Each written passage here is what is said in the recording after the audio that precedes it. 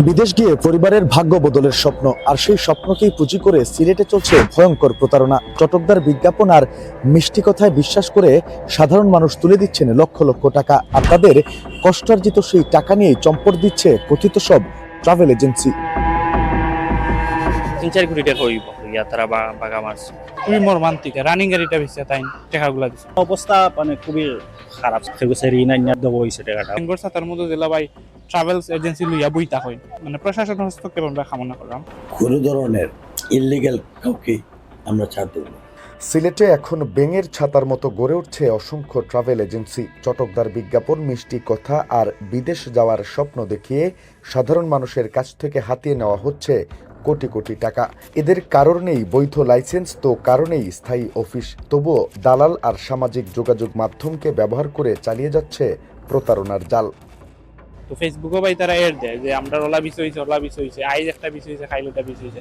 অতটুকু ভাই বিশ্বাস করি আমরা টাকাটা দিছি। খুবই মিষ্টি ব্যবহার ভাই, খুবই মিষ্টি ব্যবহার, যে 2 মাসের ভিতরে পারমিট আইব, যা খরচপাতি সব আমরা বিষয় ইয়ার লেগে ফুলসি আনলে টাকা দিবা। এরকম খোয়া পরে তো ভাই আসলে বিশ্বাস না করে ভাই পারা না। আমরা সিলেটের যত এজেন্সি হল আছে ওখানে তো হাজার হাজার এজেন্সি, ব্যাংকের সাথে লাগান এজেন্সি, তো এগুলা যাতে সব এজেন্সি যাতে বৈধভাবে এটা একটা প্রমাণ করা হয় যে সরকারি এটা বৈধ লাইসেন্স আছে বা ওগুলা।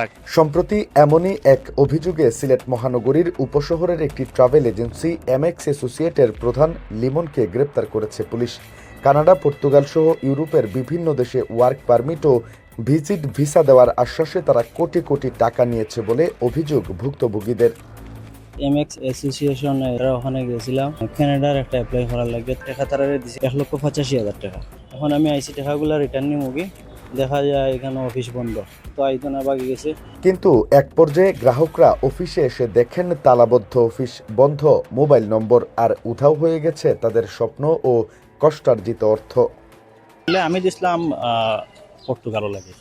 আমার প্রায় মোটামুটি 16-17 লাখ টাকা কন্ট্রাক্ট আছিল, 1 লাখ টাকা অ্যাডভান্স করছিলাম। তারা যে মানুষের লোকে প্রতারণা করে, তারা ফেক ভিসা টিসা ডকুমেন্ট দেখায় মানুষের কাছ থেকে টাকা সর্বোচ্চ লুটিয়া খার।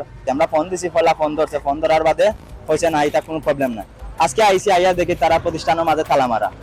এই ধরনের প্রতারণায় আটক ব্যক্তিরা কোনো এক অদৃশ্য ক্ষমতা বলে বারবারই পার পেয়ে যান। তারপর নতুন কোনো নামে, নতুন কোনো ঠিকানায় আবারও শুরু করেন প্রতারণার খেলা। পুলিশ বলছে এই ধরনের অপরাধের বিরুদ্ধে সর্বদাই তৎপর তারা। অভিযোগ পেলেই দ্রুত নেওয়া হচ্ছে ব্যবস্থা। এটা আসলে নতুন নয়, এই ধরনের ঘটনা আগেও ঘটেছে। তো এখন ভুক্তভোগী যদি অভিযোগ দেয়, সেক্ষেত্রে আমরা অবশ্যই আইনগত ব্যবস্থা নেব, এটা নেওয়ার জন্য আমরা প্রস্তুত আছি। এইটার দায়িত্ব আসলে পুলিশের না। আর লাইসেন্স ছাড়া যদি কেউ ব্যবসা করে, লাইসেন্সিং অথরিটি আছে, সরকার আছে, এটা তাদের দেখার বিষয়।